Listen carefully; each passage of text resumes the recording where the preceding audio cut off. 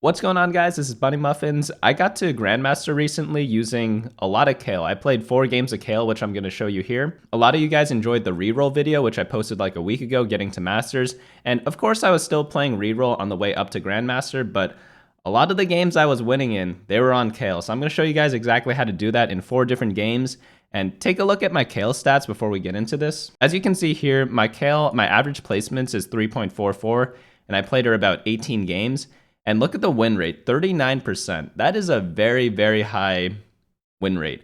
And it just goes to show how powerful the composition can truly be. Of course, on average, it's not going to get 40% win rate. Like, this is obviously like a small sample size, but it does show that when I do decide to go Kale, it ends up working out really, really well. So let's look at the game here. The game just started. I have a crit, a sword, and a belt, and no chosens so far. So I skipped out on all the chosens. I'm just playing cultist for now, and we're just going to see where it goes from here. If you are going to try to win streak, I would level up and build an item. An item that I could build here is either Zeke's Herald or the Infinity Edge. But that, again, is just really dependent on whether you want to try to win streak or not. If you have a strong board, go ahead and do it. This board's kind of weird because cultists are pretty strong, but they're not like absolutely amazing, you know? Also here, like, I didn't position well for Zeke, so it's kind of wasted there. So I could hold my items here or just like build it and just like use them for next round. Obviously you want to position better than this, but I wasted a lot of time in thinking and I just didn't have enough time to do my full turn. So unfortunately we lose. We would have lost anyways, even if we did buff everyone with Zeke's, but sometimes it just happens like that. So on this next turn here, not too much to buy in the shop. Like, we're just going to pick up everything for fun, but we're not actually going to be changing our board at all. So into the next shop, we see this Garen here. We're just going to pick that upgrade. What we're really looking for is Keeper. So Keeper Cultist, very strong combination. I'm sure you guys know this already, but for those of you that are new, I'll explain. For Cultist, whenever you take damage, if you take 50% of your damage, you summon the Galio, and shields count towards that amount. So if you have a shield on your team, the damage will count towards the Galio for that, and then you'll summon the Galio before your team dies. Whereas if you just have like no shields and just like regular units, it's going to take a long time, and your team will be like half dead before the Galio drops down. So that's why you really want Keeper, because Keepers give shield whenever you play Cultist. But we found something better. We're just going to play the Sharpshooters plus the Vanguards and just go from there. Unfortunately, we're losing here. We did win the last round, so we're kind of lose-win-lose, which not ideal at all. We do have the critical strike on our bench, so a lot of different options we could go. We could stay flexible. We could go for like a Hand of Justice if we want to keep win streaking. If I won my last 3 games, it'd be getting a tier at 100%. But here we still go for it. It's still good. The other item I would consider is going like a sword or a rod, just to build some of the offensive items for someone else later in the game. So in this shop here, nothing much to buy. Most likely going to be slamming the Hand of Justice, dropping it on like Tristana or Teemo. We're going to level up, put in the Dragon Soul, and reposition a tiny bit. Ended up losing that last fight. You can't expect to win without a Chosen, so maybe we shouldn't have slammed the Hand of Justice. But hey, you can't always control like the outcomes of the fights. We see the Enlightened Fiora here. We're going to pass on that because it's stage 2-6. We're level 5. We want something better than like a 1-cost Chosen at this point. When you're level 5, you get a chance to get 3-cost Chosens, and you definitely want something that's at least a 2-cost Chosen. Since we're not rerolling, the 1-cost Chosen's kind of useless for us. All right, we're on to the next shop here. We get a Dragon Soul Braum and a Kale in our shop. Obviously, at this point, I'm like, I have the Hand of Justice already. I have the Zeke's already. It's like I was very happy when I saw this, to say the least. It's not going to happen in all of your games, but it's something that happened in mine. But there are ways to go Kale without getting this sort of very high roll opener. So I just pick up the Braum. Braum with Dragon Soul, definitely not ideal. But because we just want to pretty much make it until level 7 so that we could roll down, and since we have this Kale, I just picked it up to try to start a win streak and hopefully win the entirety of stage 3 with this 2-star Braum, plus the Kale with the Kale items here. So again, obviously, like, no one sees Kale this early. It's very rare. In the other games, we'll definitely see it later. But when you see it this early, this is why you build flexible items like Zeke's Herald and Hand of Justice. That could have very well been an Olaf, and I would have just gone Olaf. Even if it's like an Aurelion Soul, Hand of Justice still works on Aurelion Soul. Zeke's is still decent in the Elderwood composition, even though it's not like the best in slot, for example. But a lot of people can use this item combination. Pretty much anyone who uses attack speed like Shyvana would also work here, so I could have Hand of Justice Shyvana and then Zeke's buffing her up. Tons of different options here. This is why I always advocate building flexible items, just purely due to the fact that if you do hit those units, which there are a lot of, you just have a free game. So like at this point here, if I have like regular luck for the rest of the game, if I don't get top 4, like something's probably wrong. So just something to keep in mind there. But again, it might look really lucky, but we had a lot of outs. We had like Shyvana, Olaf, and all those other types of champions who can use attack speed. Ironically, like this is still like a very close fight. I forget if we win this one. Maybe we get the Dragon Soul proc? Holy cow, dude, this Brahm's a beast. All right, in this next shop, it's 3-2. Normally people level up to level 6 here. I'm going to go ahead and do that too because I can put in Divine. I need to find a way to replace this Tristana. I think I should just sell this Tristana looking back, put in the brand, and put the items on, what's her name, Kayle. I think I was playing very greedy here because what you can do in this composition is build 3-item Kayle and then put a Hand of Justice on Xayah. Xayah's kind of like a secondary Kayle or a secondary carry in the Executioner comp. And I have this full comp listed out on my website, BunnyMuffins.lol, if you guys want to check that out. If you want to review like what units belongs in where, and like we have a full comprehensive guide there if you want to check it out. But it doesn't have any gameplay and doesn't walk you through all the steps. So if you are interested in learning like all the leveling patterns, positioning tricks with this composition, I'd highly suggest watching the rest of this video. I know it's a long video, but you could watch it in parts. So like maybe watch it like the first game, then play a game, watch the second game, play a game, then the next day like rinse and repeat till you watch all 4 games. That's probably what I would recommend in order to like really learn the composition. So here I make another mistake. Like I really should just be putting the Hand of Justice on the Kayle. I don't know why I am not doing that. Other things to keep in mind in positioning wise, like you always want to keep your Braum in front of your Kayle. Unlucky that like Nidalee shot the other way, but I forgot if we win this one. Wait. Oh god. Dragon Soul's so broken and the spear just flew past him, so that's kind of funny. All right, that's nice too. So items here, Rageblade, always the best item on Kayle. A lot of people like to build RFC first, but RFC is not actually necessary on Kayle. Rageblade's the only like essential item. Like you could either go Rageblade or a Duelist Spatula on Kayle. So here we're really looking for the rod. After that, like we have this sword, so a second Zeke's would be really nice, so we could grab the belt if we want to. And worst case, if we can't get the rod, a tier could be useful for a second Hand of Justice. Chain Vest could be used for Guardian Angel. That's another great thing about Kayle. She uses pretty much any item. She just needs like one item. Rageblade, and then the other 2 items, they can be pretty much anything. I've done Guardian Angel, I've done Jeweled Gauntlet, I've done Rabadon's Death Cap, I've done Hand of Justice, Quicksilver, like you name it. If it even half makes sense to put on Kayle, it's going to be usable on her. But we got the rod, which is the best one, so we just slammed the Rageblade right there. One thing to note, I'm positioning wrong here. I should be positioning on these 3 squares over here because Kayle does not have that long range. So I want to be putting her more forward so that she doesn't have to walk as much before she does her first auto attack. And you'll see that here. And yeah, we put the Hand of Justice on Kayle because like she has amazing items right now. There's like I can't really ask for any more here. But look, see how she like walked a square forward there? You want to avoid that. So whenever you don't have RFC, just put her on the second row, either on the left side or the right side, and you should be fine. You could even put her in the middle. In the middle, she dodges a lot of abilities, and it's good before people get like Sejuani or like a Katarina jumping to your back line. So we end up losing that last fight. We do get the Shen here, so there are a bunch of different options for the Kayle build. You could go either Vanguard frontline or Adept frontline. Sometimes you could even do both. But whenever we see a Shen here, you definitely want to pick it up because Shen, for some reason, he's really difficult to hit because he's the best Mystic unit. So whenever you see Shen, like try to pick him up because a lot of other people are going to be fighting for him too. All right, we're on the carousel now. We won the last round. Not much to do here. We're just going to level up to level 7, see what happens after that. We do want to roll on the next level though, I'm pretty sure, because we're not that high health. We're decently high. We're at 78. But the thing is, 1 star, 1 star, 1 star, 1 star, 1 star. We only have 1 upgraded unit. So whenever that's the case, you generally want to roll down unless you're the guy at 100 health. If I was 100 health, like I could debate not rolling on level 7 and wait till I get to level 8 and do like a fast 8 and roll down after that. But I have all 1 stars. I don't have a chosen. So that means I really should be rolling down at least a tiny bit here. I honestly don't know why I'm not rolling down. I think I was thinking too long on the items, but if you guys are playing the game or playing the same game here, I definitely would be trying to roll down here. Maybe at least to like 20 or even 10.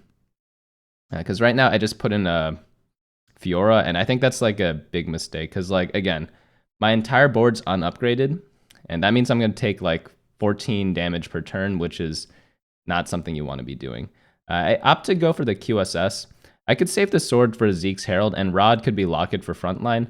Or it could be Guardian Angel for like Yone if I go the Adept route. There's a lot of different options there. QSS, it's really nice if you don't have the RFC because that means stuff like Aatrox, you completely avoid that. Stuff like Sejuani ult, you completely avoid that. It's just like a decent item. If people are playing Adepts, you don't get slowed down by their attack speed.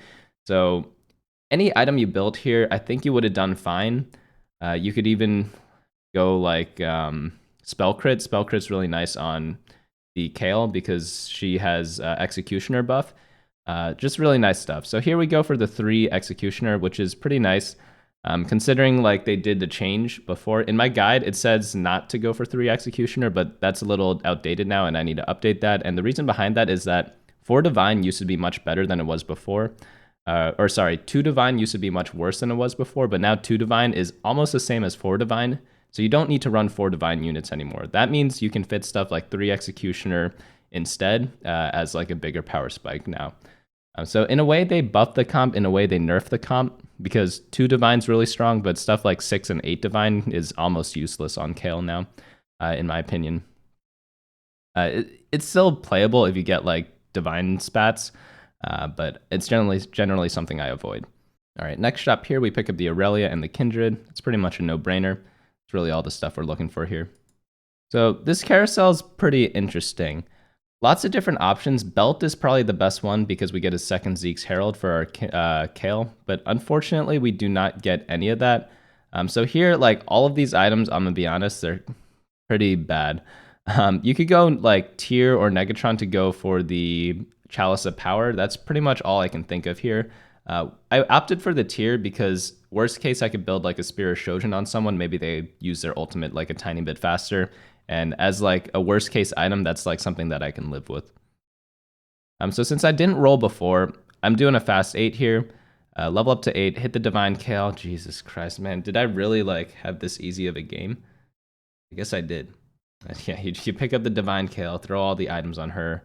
And yeah, the thing is like my whole board is still unupgraded. I have 1, 2, 3, 4, 5 unupgraded units and I'm playing a Nico. Nico's not a real champion. We also have 5 Divine for some reason because we got the Chosen Divine. The only thing better than this would have been Executioner Kayle because 4 Executioner is like the most broken thing in the game.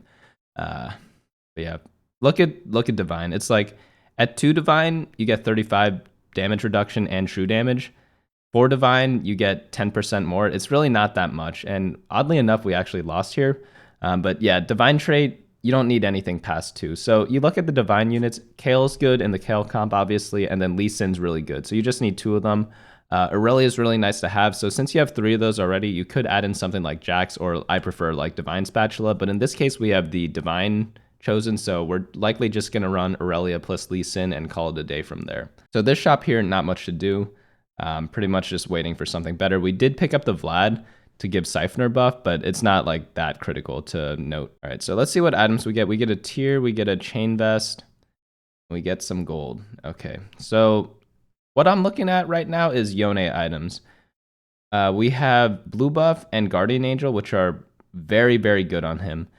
We could also build something like Locket and Shojin or Blue Buff, which is interesting to do too. Like on Morgana, I like Locket a lot, but it depends if we can make it all the way to Yone. It's like there's no guarantee that we actually make it there. So it's just something that you have to keep in mind when you're building these like late game items. But I'm going to opt to go for it because I feel pretty strong with the chosen Kayle. And essentially here, like I made a mistake again. I should be rolling. I don't know why I'm not. Whenever I get like 3 items in a PvE round, like I kind of freeze up and I just don't have enough time to do my rolls. And it's something that like I should work on because like this happens to me every game. Like you'll see this in the other games that we'll play today. It's like I should be rolling, but I'm not because I'm like too busy thinking. And sometimes you just got to roll it down and think at the same time, and it's really hard to do. But you just got to keep practicing, and you'll get better over time doing that. Do we beat this guy? Nah, so close. Oh wait, we actually did. Oh man, he got kicked out because of that. I feel a little bad. Yeah, you see here now I'm doing the rolls that like I should have been doing last turn. We get the Yumi, which is nice for Spirit and Mystic. We get the Kindred upgrade. What we're looking for is just upgrades to our board and like maybe 2 Vanguards. That's why you see me picking up the Aatrox. I'm going to keep rolling here. Azir's nice. Maybe we go for Kayle 3 if we hit a bunch more of them. Ornn, I could play if I'm being greedy. It's really, that one's really tough to say. I do opt on playing it because I'm 69 life. But you should be very careful whenever you play Ornn. Like, only play it if you know for sure that you're going to win these rounds, because if you, like, lose 30 health because you played Ornn, it's not worth getting the item for that in most cases. So only play Ornn if you're already winning and you want to, like, really cap your, like, late game potential, or if you're running something like Vanguard or Elderwood, in which case he, like, helps your team a bunch. But even when I'm running Vanguard, I often prefer just playing Aatrox over Ornn or Sejuani over Ornn, just because they're better units than him. Because his ultimate in the fights, they're just not that great. We'll see how many times he actually like gets a good ultimate, and we could be the judge of that after we see all this. So here, I think I should be taking out Nasus because I shouldn't be valuing forward Divine that much. But I think like I didn't realize, this was kind of early in the patch when I played this game, so I didn't quite realize yet that forward Divine is kind of useless. I mean, it still does something, but it's not that great. Like, I should just be running 2 Divine instead of a level 1 Nasus. Okay, I do realize it. Okay, never mind. Forget everything I said, because I did realize how trash it was. So I am thankful for that. So I'm going to put these items on Ornn, because Ornn's going to get replaced by Yone. So I just dump everything on him, and, like, I know I'm going to sell him, so that's why I'm able to do that. All right, now we're on this carousel. Good items are this Chalice of Power. Maybe we want a Hextech Gunblade for Yone. That's a really good third item. We could do maybe, no, there's not much else that we could want. Maybe a blue buff for like one of the tanks or something so they cast faster, but we get the Gunblade here most likely, just because Yone is going to be a complete boss once he gets all these items. So we're in the next shop here. Nothing much to do here. Like, there are some Siphoner variants for Kayle, but that revolves around playing Nasus, and that was more popular on the last patch when Divine actually got upgraded when you use more units. But since it doesn't anymore, there's no reason to play the Siphoner variation with like Nasus plus Swain or Nasus plus Morgana, just because, yeah, you just don't need the Divines anymore, so you don't want to play Nasus because he's kind of useless in the late game. Oh, by the way, one positioning mistake. I should be swapping my Azir and my Yumi, because Azir has a longer range, so I want to keep him in the corner. And the reason why I position this way is so that assassins don't jump behind my Kayle and attack her immediately. So that's why I want to put a unit all the way in the bottom left corner when I put my Kayle in the second row. Just something to keep in mind if you're like wondering like, oh, why is he putting his units in that way? So one awkward thing about this whole situation is that I have this Hextech Gunblade on my bench. It's kind of doing nothing, but we'll see what happens after this. So we get another Ornn, we get a Sejuani. So Sejuani, if we hit level 9, that's what we'll play. But I'm not really too sure when we're able to hit that quite yet. We could play it over Azir right now. That might actually be better. We opt not to, though, and I did realize a positioning mistake at this point in the game, and then I just put my Yumi somewhere else. You don't need to maximize the Zeke's buff or the Chalice buffs whenever you play the Kayle comp. The reason behind that is that you don't really care about anyone's damage other than Kayle. So, like, you don't want to grief your positioning just to get more Zeke's value, because Zeke's is essentially like useless apart from being used on Kayle. Unfortunately, we get crushed here, but again, we were greeting the Ornn, so we're about to get his item drop, and hopefully we can come back after that. Let's think about how much gold we lost from, or how much health we lost from playing Ornn. We were at like 60 before, so we're at 42 now, so we lost like 20 life. Not the best case, to say the least, but I guess it's not the worst either. So we get a Warmogs here, a Guardian Angel, and a ZZ Rot. That's really nice because we needed tank items because we already have full items for our carry. So tank items and utility is going to be really great for us. Go ahead and level up here just because I want to kind of knock these guys out of the game. And we do get some upgrades. I wanted to roll as well. So we get the Morgana in, or no, probably Nasus instead of Morgana. Oh wait, sorry. I forgot we were playing Sejuani. Keep rolling, nothing here. Oh, and we do get the Ornn, so I guess we could just grab that. It'll give us more items, I guess. We could put the Manazane on the Azir, and then the other items, who gets those?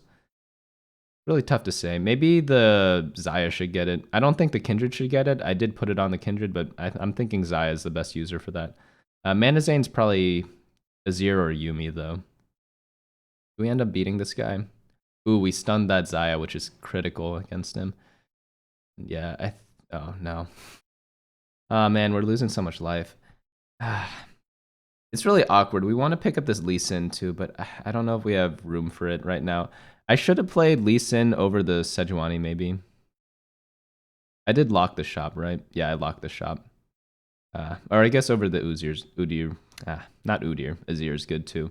So Mana Zane, Lee Sin's pretty nice because then he gets double kick really quickly. So you could play around with that. But if you didn't have a Lee Sin, just put the mana item on the Yuumi or maybe even the Kindred or something. All right, so this guy's playing the reroll Nidalee composition, and he's got 3-star Jarvan. Holy cow, he's really scary. His Swain's nothing to sneeze at either, because he's got Bramble Vest, which is really good against Executioner. Luckily, he's 1-star right now, so we're able to kill him. But man, this Nidalee is like, this comp is so funny. I wonder if you guys have played this before, but if you have, like, let me know in the comments, because it's like, it's a crazy comp. I've tried it a bunch of times because like I see other people do it, but I don't know. I feel like other people's Nidalees do more damage than mine. I don't know if you guys feel the same way. Let's see what item we got here. We got Zhonya's Paradox. That's a really strong item. I wish I could put this also on Lee Sin, but you can't do that. You don't want to put it on Sejuani because she already has all the like defensive items that she needs, and we want Zizira to come out. So maybe, yeah, maybe it's on like Shen or Aurelia. Maybe Aurelia, because Aurelia has CC. But I think either Shen or Aurelia would have been acceptable. Oh, one thing to note, notice my Lee Sin positioning. I put him all the way on the top right because oftentimes people put a tank all the way on their top left, and there's a 50% chance that he just kicks that person off the map if there are 2 people adjacent to him. Didn't happen this match, but we might see it in some of our other games today, so just keep that in mind. Watch the Lee Sin and see if you could ever get like critical targets to just like kick off the map right away. So you either want to have Lee Sin kick the center tank, because normally people put their strongest tanks in the center, or you want to put him on the edge like how I did there, because he could kick someone off right away. I'll show you like when we get to the next positioning round. So there's the Yone finally. Unfortunately, we have all the items on Ornn. It's like kind of awkward because Ornn, while he does use those items pretty decently, it's not ideal on him at all, you know? But let's see what we grab here. I guess we could use a utility item. So maybe the Morello on the Sejuani's probably good, because this Rod just doesn't really do that much on this Ornn. But yeah, Morello on Sedge, it's good enough. We still need Sedge too, so it's a little sketchy right now. Go ahead and roll. We get the Zillion, and we get the Xayah, which is really nice. Sell the Aesol, buy that. Zillion or Yuumi? That is the question. So Yuumi gives Spirit, which is really nice, but Zillion gives a Revive. We already have 2 Guardian Angels. Kayle has a QSS. Sejuani has like infinite tank items. Do we really need the Zillion? Maybe because it's level 1 Yuumi, Zillion's better, but maybe level 2 Yuumi is better than level 1 Zillion. That's really tough to say. I don't really know. Let me know what you guys think about that, though. All right, so this fight here, yeah, his Aesol's a little weak. He doesn't have spell crit, so he can't kill the Kayle, so that's why we win this matchup. We also have a QSS, which gives us a tiny bit of magic resistance, so that really helps us too. But he's knocked out there. Let's see what else happens. The only guy who's really beaten us was that Olaf guy, right? I can't really think of anyone else who has. All right, so I am repositioning a little bit. Again, I'm keeping the Lee Sin on the top right, Ornn top left, because he always targets the furthest unit. So yeah, Lee Sin's attacking this target dummy thing, but like normally he'd kick that off the map, but a lot of people put their champions there too. Lee Sin on the edge of the map is really nice though. Just like try to keep him there if you can. But man, this Nidalee is absolutely bonkers. Like same with this Jarvan. Like he's assassin Jarvan now, so he just jumps to the backline. He just killed my whole team. Can Lee Sin do this? No way. Dude, the Mana Zane actually carried because he was able to cast so quickly. Dude, Mana Zane's insane on Lee Sin. This is like proof of it, I guess. All right, so we get a Gunblade here, and we got Obsidian Cleaver from the Ornn. We'll just, yeah, slap that on Xayah, call it a day. Gunblade, absolutely useless, so we don't really care about that. All right, so we get the Yone there. We also got a Nico. There's another Zillion. I guess we could go for Kayle 3 because we have a Nico.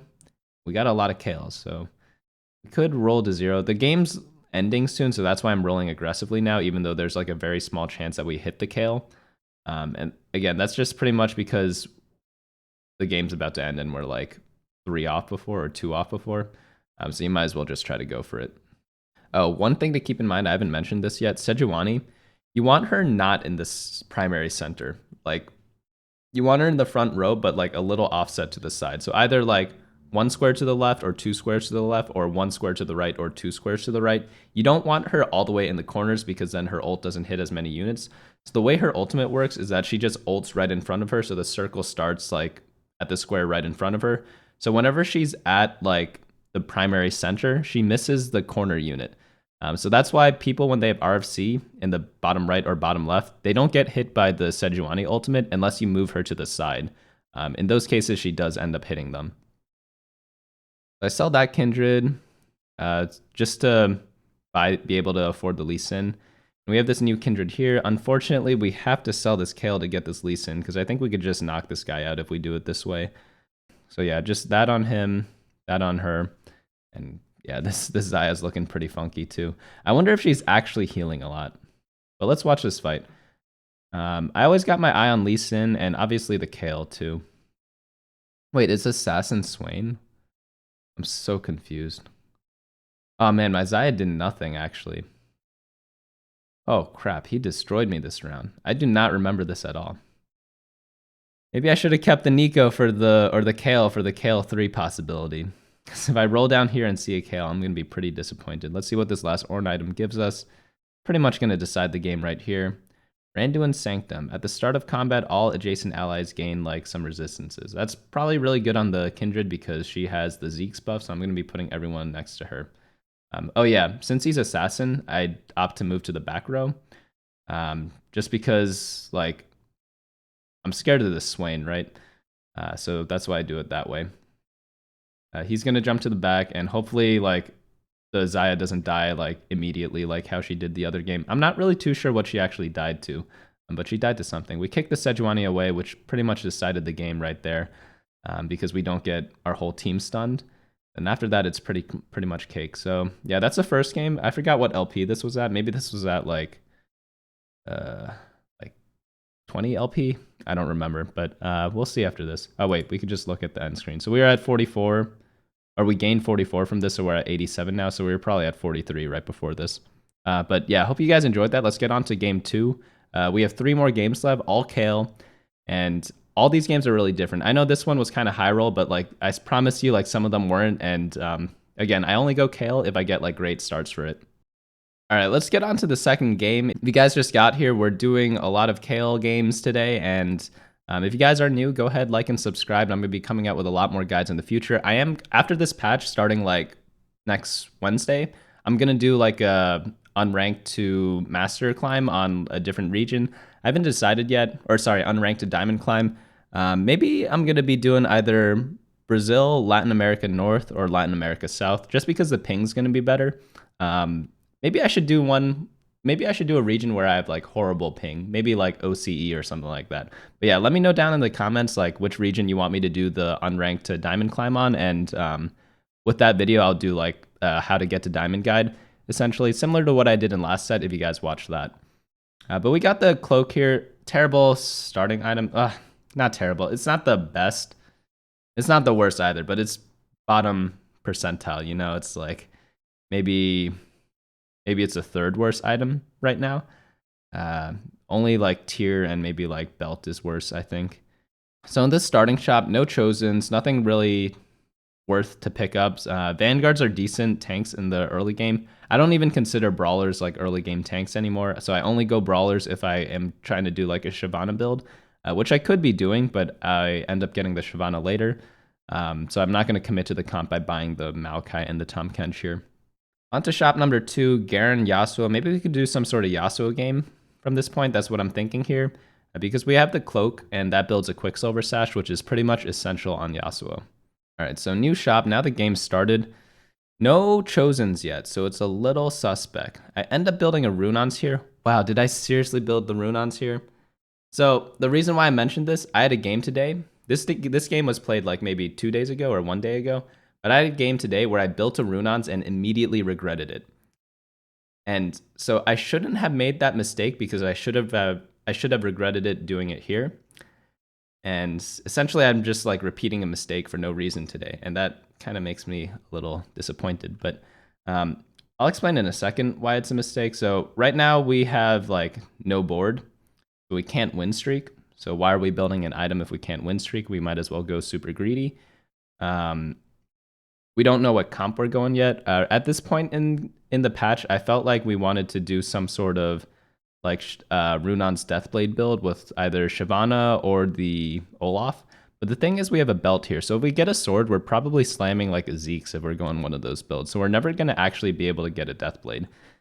So there are just so many reasons not to build the Runons here. And it blocks a lot of different compositions because it pretty much locks us into either Olaf or what's the other comp called? Shyvana. And like we don't have any brawler chosen, for example. So it's just a big mistake. I hate that I did this twice. So we lost this next round. I decided to pass on this Garen because Warlord's not that great unless you could win in the early game, and I am getting absolutely rocked, so I decided not to pick it up. If it was Vanguard Garen, it'd be worth it because he's a very strong tank in the early game. We get an Elise 2 randomly. I wonder if we could run like Cultist. That's really what I'm looking for here. Right now I'm doing like no trait Tristana with the Runons. It's just complete garbage. But at least we can make interest now, so it's not like the end of the world. I'm not even going to go over that last fight. Obviously, we lost it. So we have the belt. Zeke's is good. We could go a crit if we're a little greedy, but I think just grab the sword, build the attack speed item, or build like a Deathblade, and if we go like a Runon's Deathblade build. So I'm probably just going to drop the sword on Tristana and leave it at that and try to go into Olaf or Shyvana. So we did get a Lucky Lantern. We have a target dummy and a rod. Can we build anything with the rod? Not really. Wow, did I slam that Zeke's? Oh, man. I'm playing horribly this game. Here's why slamming Zeke's isn't good here now that I look at it again. I'm on a 3-game losing streak. Look at this. 3-game losing streak. Why am I slamming items? I should just lose streak for the rest of the game and then get a lot of gold and then make a comeback at stage 3-2. But instead, I slam Zeke's and I don't even use the... Yeah, I don't know. That's really bad. Because I could save the sword for Deathblade, which was the whole plan from the start of building Runons, right? Why am I building Runons plus a Zeke's unless I'm trying to force Shyvana, which is like very ambitious because I have no brawlers and no Shyvana. If I had a Shyvana here already, like I could justify building the Zeke's, but since I don't, it just makes 0 sense. Right. Vanguard Wukong, very interesting, but so Wukong, normally if it was stage 2-1, I would pick it up right away. I could even go like some sort of reroll Wukong build with the Runons if I got this early in the game. Unfortunately, that just didn't happen, so we can't really use this guy. I'm not really too sure like if I should pick it up. I opt not to this game, but maybe in other scenarios there are ones where I should be picking it up. Man, this positioning is so bad. What I should do is just put Pyke in the corner here, Tristana here, and then the 2 keepers up here with a training dummy up front to maximize the buff. I don't know why I couldn't figure that out while in the game, but sometimes like brain freezes, I guess. Like my brain's pretty frozen this game so far. I'm gonna admit that right here. So already like off the start of the bat, I feel like I made like a bunch of misplays with the items already, and then that positioning mistake to top it off. And winning this round, look at how much gold it's costing me. I lost a 5 loss streak into neutral camp because I decided to slam items. And that's just a huge mistake. So Keeper Rakan, obviously really nice. It allows me to recover my board. And we have 4 keepers. We were already running keeper. So at least we could like lessen the bleeding starting now. But we wanted to get that 5 loss streak in order to get bonus gold. Because you get 3 bonus gold in stage 2-6. And then in the neutral rounds, you keep your streak. So we would have gotten another 3, which is 6 bonus gold overall. Instead, we get 0 because we're on no streak. So we just lost like... That was a lot of gold, because we also get interest on that. So like gold builds on itself. So Xayah and Aatrox here, very interesting stuff. I don't even know if I want to be playing that.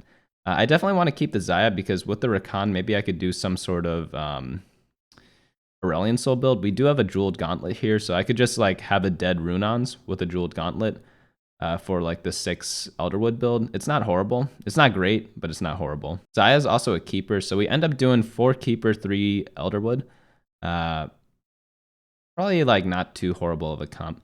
I put the Zeeks on Rakan. Not too sure if that's correct or not. Maybe I should have put it on Elise because I know I'm selling her, because I might actually end up keeping this Rakan later into the game.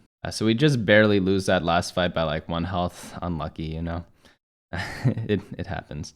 And we get a Kale here. All right. Yeah, I mean, it's a little awkward because we have this Runons and we don't have, what's it called? Like, we don't have this bow for like a Rage Blade or like a RFC. It's like just really awkward right now. Like, even though we can play Kayle, at this point in time, I was just playing her temporarily. I didn't actually want to go her, but I could slam the Jeweled Gauntlet here because I'm planning on going Aurelion Soul. So that's what I opt to do right now. I actually just end up putting the Rod on her. I don't know why. I feel like I should be building Jeweled Gauntlet because from here with the chosen Rakan, like I could go for like an Aurelion Soul build right now and just have a dead Runons. Runons on Xayah, it isn't horrible. It's obviously not great, but it's not horrible. So this carousel is pretty interesting. Obviously, if I get this Kayle, I'm just going to force Kayle because Critical Strike Glove is really, really nice on her. Lucky for me, I'm able to get it. So now I just need a Kayle because Spell Crit is really, really good on her. Then I have the extra glove to build like a Quicksilver Sash or like another Spell Crit or even like an Infinity Edge. It's not horrible. It's playable. Lots of different options though. Actually, no, Infinity Edge is pretty bad. I misremembered something. So here, can we go to level 6? I think we do because we have 60 gold and we are 12 out of 20. Go ahead, build the Jeweled Gauntlet there. Level up, put in maybe like another Keeper. Or put in like second Kayle. Or just like a Yuumi to give more attack speed. There's really not much like great things to put here. So probably the Keeper's the best because we have 4 Keeper. And Keepers give like bonus shield to each other. So they get like double the shield that they normally give to other units. At this point, I'm feeling pretty comfortable. The only awkward part is this like Rakan with the Zeeks. And like, I do need to transition out of this eventually. I just don't know when and don't know how. I need either the Adept front line or the Vanguard front line. Because even though like I have a lot of Keepers, I've never actually played Keeper Kayle. I don't really think it's a thing because they don't really share any synergy traits with the Keepers. Because there's no like Divine Keeper, for example. So this next shop here, we could just pick up the Nunu, maybe the Lulu. We could still play the Aurelion Soul composition if we get like a nice Aurelion Soul later. So as we're rolling down for Kayle, we could look out for like an Aurelion Soul, and if we hit that, we could just play whichever one we get first. Oh man, so this guy got a great jump on us. I actually don't know who's gonna win this fight, but the Keeper Shield was pretty good until that Katarina ult, and okay, yeah. We're getting trashed right now. At this point, I'm pretty scared because we're gonna be at below 60 health. How much is it? 54. Oh man, that's not good at all. Bottom half, and it's like by a considerable amount, but we do get the Kayle for free. I guess we're just playing that. I don't really know. Like, it's just so awkward because we have the Keepers, and like, Keepers just doesn't do anything with Kayle. I don't have any of the Spirit units. Actually, I do. I have the Yuumi, and I guess I just hit the Kindred. But like, do I play Keeper Kayle, or do I try to go into Vanguard or like Adept Kayle? Here, I should probably buy the Aurelia, swap it for the Nunu, and just forget about the Elderwood buff. Hand of Justice is nice. I should probably be building this on Kayle, not the Xayah.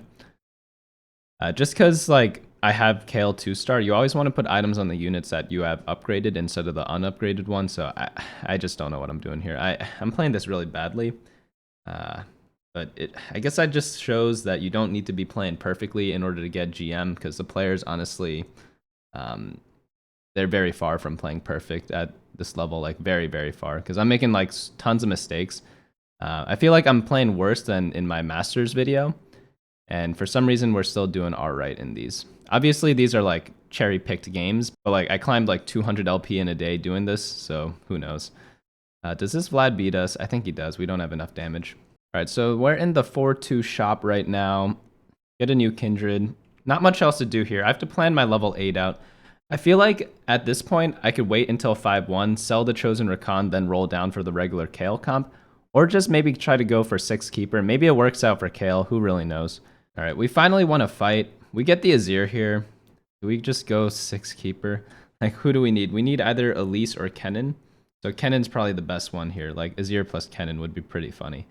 I don't know if it's good or not. Thinking about it, it probably sounds god-awful.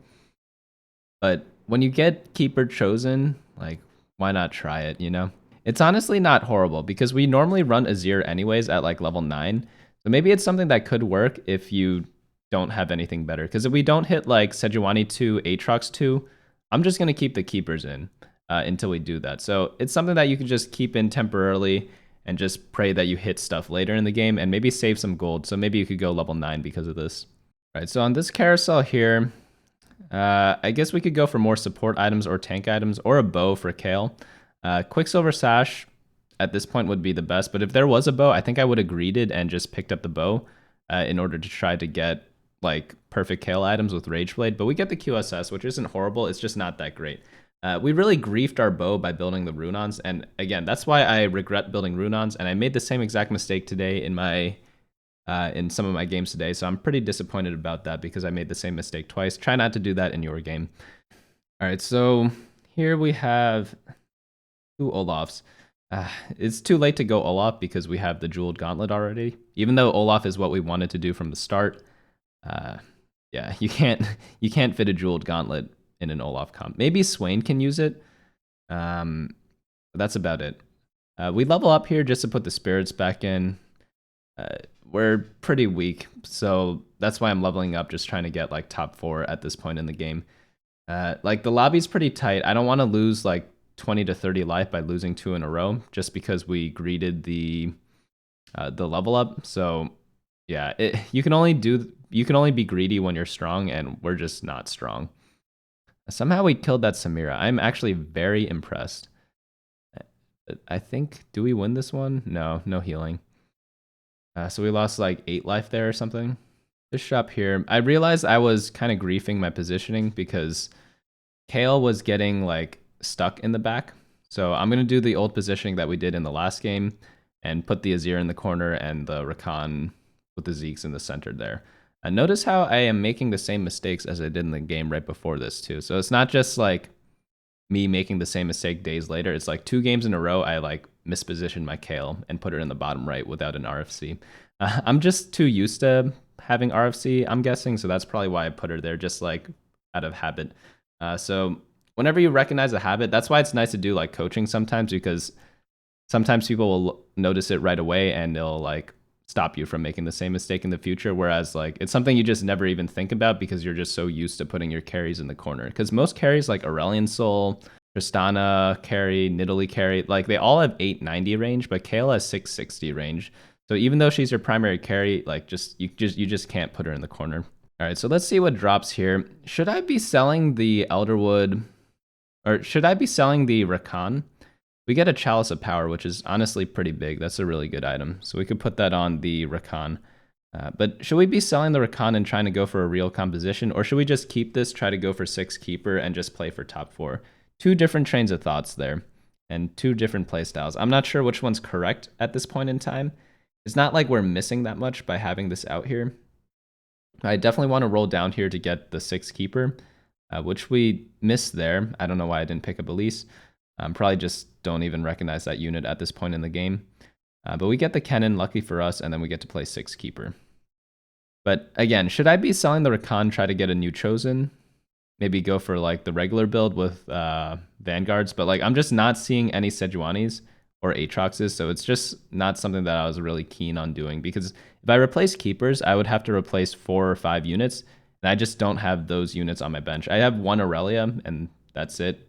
I guess Aurelia is already on the board. So I have 1 Yone and 1 Yuumi. I'm looking for Shen. I'm looking for Aatrox. I'm looking for Sejuani, and that's pretty much it. And I'm not really hitting them. So I guess I could just play this board and go 9. I think that was my thought process at the time. And then sell Rakan there and roll down, get a level 2 legendary, and pretty much be chilling after that. What I like about this team, though, is that the positioning works really, really well, because we get a lot of shields on the Kayle, so we don't have to worry about her dying. Kennen's in the back row to defend against assassins, and Xayah's just gonna like get the buff from the Rakan, so she's really not missing out of any power spike, because normally we put Xayah in front of the Kayle, but because we have all these keepers, we don't have to do it this time. So this guy's got like more of a regular Kayle, but he's got no items on him, so I don't know why he's playing Kayle. He has awful items everywhere. How is this guy 45 health? We're like playing the same comp, but his team is like infinitely worse than mine. He has a bow and a hat on his Kale. That's crazy, right? I feel like that shouldn't be allowed. I don't know. I wish I was able to see a replay of his game, to be honest. We get the Kindred there. We get a Aatrox, so when we hit 9, we could end up selling all the keepers. I definitely want to keep Yone once we hit the Shen. All right, let's check out this next fight, though. So far, we're 2-0 with the 6 keeper. It's actually pretty strong. We saw it there, but it gives, like, a lot of shield. Like, look at this health bar of this Xayah. It's, like, 5 times her health bar or something like that at the beginning of the fight. And it lasts 12 seconds, which is honestly the whole length of the fight. Like, look at this. We're, like, 10-0ing people. So maybe this is, like, a real comp. I don't know. Like, let me know down in the comments if you think Keeper Kale is actually a thing, or if you think it just worked out this game because, like, low sample size and, like, maybe weak opponents. Because we haven't seen an opponent with, like, an actual strong board yet. It's really only us who are really strong. Like, whenever we win, we actually win by a lot instead of just, like, a Kale 1v9ing at the end of the game. But here we want a Kale item. None exist. Maybe we could go for, like, a Dragon Claw if people have a lot of magic damage, but that got taken. Maybe we want the Ionic Spark to increase Kale's damage. That got taken. Maybe it's just the Aurelion Soul. Get the tank item there and call it a day. Maybe put it on like an Aurelia in the front row, or maybe Yone. Oh yeah, I think I remember this game. I should have put it on Yone later in the game. You'll see what I mean, because he's isolated, so he doesn't need the keeper buff. So we could just put the stone plate on him and have him tank everything. All right, let's go into this next fight. I drop it on the Aurelia for now. And again, the keeper buff lasts for 12 seconds, so 29 seconds to 18 seconds. Pretty much at 18 seconds, the shields disappear, but fights are already decided at that point, so having the shield, look at this. This Samira did a full ultimate in the back, and like my Kale still had the shield at the end of it.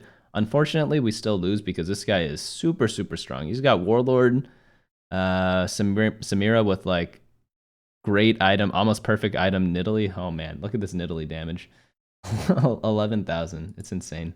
One thing to keep in mind, we have like 80 gold. He had 50 gold, or he had 0 gold. So we're going to be much stronger once we're done with this PvE round. We're going to go ahead level up here because we have this Yone level 2. You're not going to not play like a level 2 Yone. So we'll just isolate him over there, and yeah, it's doing social distancing, you know. He's going to do really well against this guy. Oh, this guy's got a pretty strong Kale. Let's see how we do against him. He's running a Cho'Gath for some reason and a Nunu. Why is he going like Brawler Kale? I've never heard of that. So there are a lot of weird Kales going on right now. I'm playing Keeper Kale. This guy's playing Brawler Kale. Like, what the heck is going on? We end up losing to him, which is kind of unfortunate because we leveled up to 9 right before the PvE. So we kind of got grief there. Not as bad as our stage 2 loss though, where we leveled up or where we like won a game when we shouldn't have. Frozen Heart, interesting item. I could probably put that on Yone because he jumps around a bunch, but it's not a bad item. Rakan can use it too because he jumps around. For Frozen Heart, you either want to put it on your main tank or someone who jumps around a lot. Like Pyke is really good with Frozen Heart. All right, so I am at 16 life, so I got to roll down here. I honestly don't even know what I'm looking for. Maybe just Azir 2, Kennen 2. That's about it. There is the Ornn 2 here. I think I honestly should be picking this up, selling the Rakan, finding like a 4-cost chosen, like a Aatrox or Sejuani. It's like a pretty high chance that happens. I think I actually skipped this, but looking back at it, I think I should take it and just keep rolling down after that. Yeah, and just take it out for the 6 keeper. Obviously, like I did that in a horrible order. I should have bought it right away, but when you're playing the game, you take a lot of time thinking, and sometimes that costs you some rounds. Like there's a fine balance between like playing quickly and incorrectly and playing too slowly and not having enough time to do your turn. Like it really depends on the round. There's no set like right and wrong. I guess if you play quickly, you get more practice playing quickly, but you run the risk of just like completely griefing yourself, you know? So we end up losing that round here, and we are out of the game. 4th place, like we're playing a weird Kale. Not too happy about that because I felt like in stage 3 we were like super strong, but like we're playing such a scuff comp, like we can't expect more than that. We should have again put the Gargoyle Stone Plate on the Yone and like sold the Rakan when we were rolling down at level 9 because like I just needed to pivot out and I just never realized how to do it. But yeah, hopefully you guys learned from this game because I made like so many mistakes, still got top 4. That's pretty nice. Let's hop into the other 2 where like things work out a lot better. All right, let's hop into game 3 now. We have a tier start. First shop, we get a Negatron. Not much else to do here. I'm going to grab the Nasus and the Tristana just in case I reroll them. Now on 1-4, Yasuo's nice if I want to go for him, but I don't really have items for him. So I'm going to go ahead and sell that. I could build either Blue Buff or Chalice. You could also wait. It's not like you're not like that desperate to build either of these items. All right, now the game begins. We get this Fiora. It could be argued to build a Chalice on the Fiora now because it's just really good item on her, just because she's a great item holder for it. And generally teams that use Fiora are able to win streak just because it's a pretty strong chosen early game. You could do like reroll Fiora. A lot of people are doing that. They're doing like reroll Fiora Duelist or into Enlightened. But since I have like, I want to use the whole Chalice, I leveled up, put in an extra unit because Yasuo can't use Chalice because he needs to be isolated.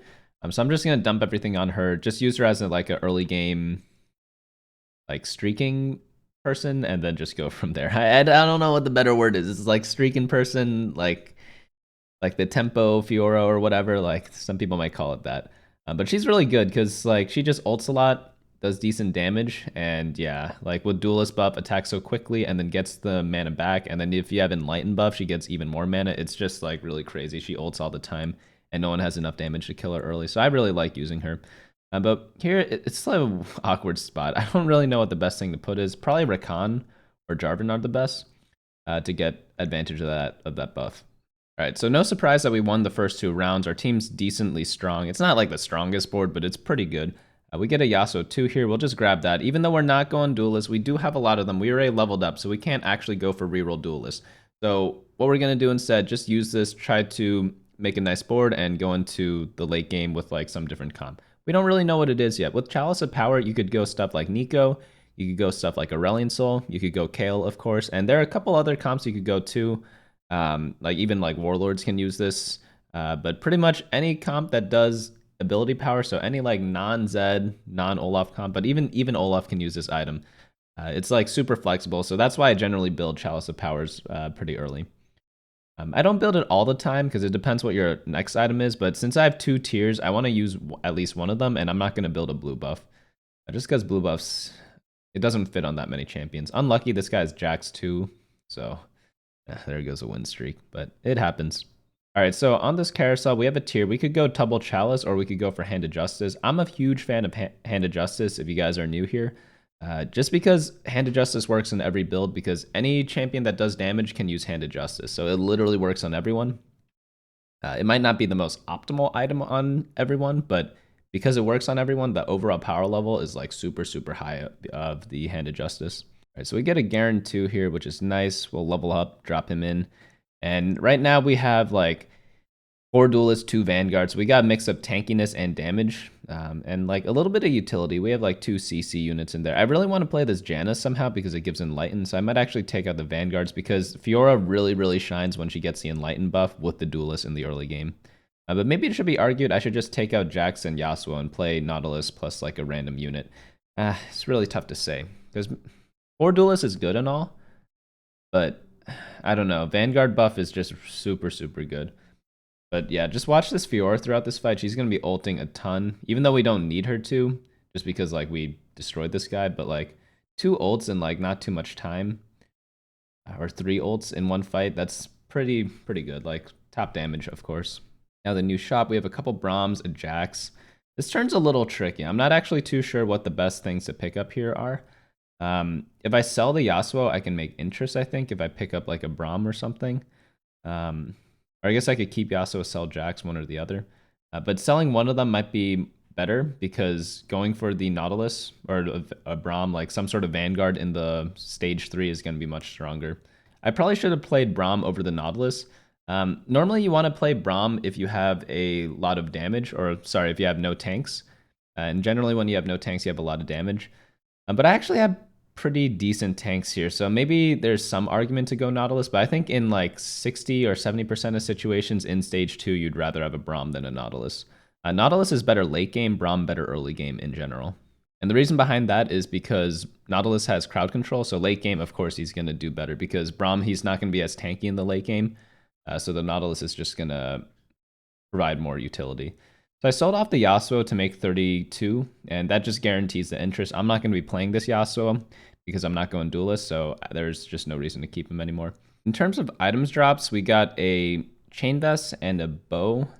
It's not that great. So we have Hand of Justice. We do have a bow for later if we want to go some sort of attack speed build. Obviously, like you guys know already, like we're going Kale. I already spoiled that at the beginning of the video, so that bow's probably going to turn into something like a Rage Blade, for example. But I'm really curious why I am not slamming Hodge here. I could drop it on Fiora. But I think I don't do it because I want to keep the Enlighten buff, because as you guys saw in some of the fights, Enlighten's pretty damn good. Yeah, so like right here, like without the Enlighten buff, Fiora gains mana half as quickly, and that just means less ultimates. Not half as quickly. I think you gain like 50% more mana with 2 Enlightened. But it really ramps up quite a bit. Yeah, these fights aren't close because it's only that one guy with Jax 2 that beat us. I guess this guy's Jax 2 also, but we have like Enlightened this time. That other fight we didn't. All right, now we're on 3-2. Again, we normally level up to level 6 here. I should probably try to aim to do that at least, because we will be at 39 gold, and if we win, we get to 40 gold. Unfortunately, we don't have that much of good units to put in, so it could be argued that you don't need to level up. I think both work.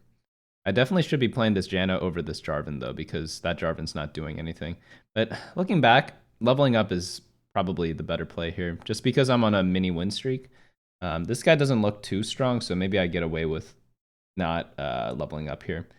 Yeah, whenever you're like on a streak, leveling up is not a big issue, especially if I'm only losing 1 gold. I must have been either like debating, I was probably debating that I didn't have anything good to put in, and that's probably why I didn't level up. But looking back, I feel like I should have leveled up. I would have lost to this guy anyways, but maybe against other people I could pick up a win. New shop here. Olaf's pretty interesting. Do you pick that up? I mean, I have a Hodge and I have a bow for him, so it's actually pretty good items for him. And I have the Sivir, which belongs in the comp as well, so I could go ahead, level up, and drop them in right now. We ended up losing that round, but we're on the carousel now. For items, if I'm going Olaf, I need some swords. There's only 1 sword on the Jax. I could also go Negatron to build Runons on him, but it's a little bit early for that, so it's either Sword or the Kayle or the Aurelia. I opt for the Kayle here because I already have a Hand of Justice for her, and it makes my like decision making a lot easier. Forcing Olaf's pretty difficult. Forcing Kayle once you have the Kayle is pretty easy because she works with all sorts of frontliners, whereas Olaf needs kind of a specific team to build around him. As you guys saw before, like even though keepers aren't the best for Kayle, you could still do it. You could do it with Vanguards, you could do it with Adepts. A lot of different choices for Kayle. So I just pick her up there off the carousel. Let's see what we get from the Lucky Lantern. Get a Negatron Cloak, not bad. So that's a Quicksilver Sash if I want it. Or it's another Chalice of Power, actually. Yeah, so just build the Chalice of Power. That's going to be like just more ability power for this Kayle in the later game. So here, I should level up to level 7. It costs 28 gold to level up. I'd be at 36 gold, but after I sell this Olaf, I'll be at 30 gold. And normally when you can stay above 30 gold, you should level up. A lot of you guys know that already, but it's worth mentioning just in case people forgot. So I definitely misplayed again here. So I am making a lot of mistakes this game. Hopefully you guys can avoid that when you play. So if you are looking to get to Grandmaster, like you can still make a lot of mistakes and still climb. If you're below Grandmasters, you can make even more mistakes than I'm making right now. So just things to keep in mind. There's always stuff to improve on each game. So if you ever look at one of your replays, hopefully you'll be able to see a ton of errors that you make that you can improve on later. All right, so Morgana and Kindred are pretty interesting. Kindred's obviously the best thing to put in here. I don't need the Sivir anymore. Honestly, I don't know what the Sivir's doing there still, but we replaced that out now. We'll sell this Fiora probably on 4-1 and then roll down to hit some upgrades and try to hit some of the more core units of the comp. Because right now, the only core units we have are Kindred and Kayle. All these other champions, all these other 4 units do not belong in the composition. And yeah, like when that's the case, it's a little weird. I also think I should have leveled up here again because I'd only lose 1 gold to get the Siphoner bonus. Lucky for me, this guy beats me no matter what, so it's kind of good that I didn't level in hindsight, but if we don't know who we're facing, like, I think it's definitely worth it to level up there. So we get a new shop. We get a Zaya there, which is obviously really nice. We get 3, what do you call it? So we get 3 Executioner that way. And we could set up our team now to be in proper position because we don't have the Fiora anymore. All right, so we get a Spatula. Spatula is amazing in Kale comps. You could go Divine, you could go Vanguard, you could go Duelist. Duelist is the best one because Duelist Kale, it's pretty much a Rage Blade, but like even better in some ways. We get Aurelia there. We sold the Fiora already, so we're doing our roll down. Find the core units. There's a Janna there that I should be picking up. Nothing here. These don't really belong in the comp. We get the Nasus if we want to go Siphoner. Brahm's okay because we're running Vanguards right now, so we could replace the Garen if we get him. Aatrox obviously really good. Take out the Siphoners. This is a very interesting Nautilus, the Vanguard Nautilus, but I don't think so, not quite yet. So I should have obviously replaced the Morgana instead of the Zaya, but mistakes happen. I'm going to build the Duelist Spat. It's going to go on my Kayle pretty much no matter what because those are like some of the best items on her. Obviously, I don't have Duelist in right now, but I should be putting it in. If I had more time in the turn, I probably would have put this Callista in, but unfortunately, sometimes you don't have time to do everything and you lose like, how much life am I going to lose because of that here?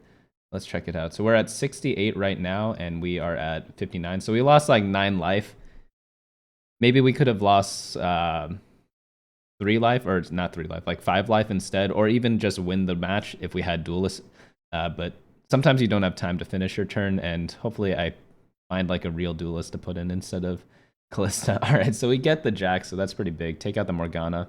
So we're going to continue the roll down because I honestly did not roll down enough last turn. So we get the Sejuani, which is really nice.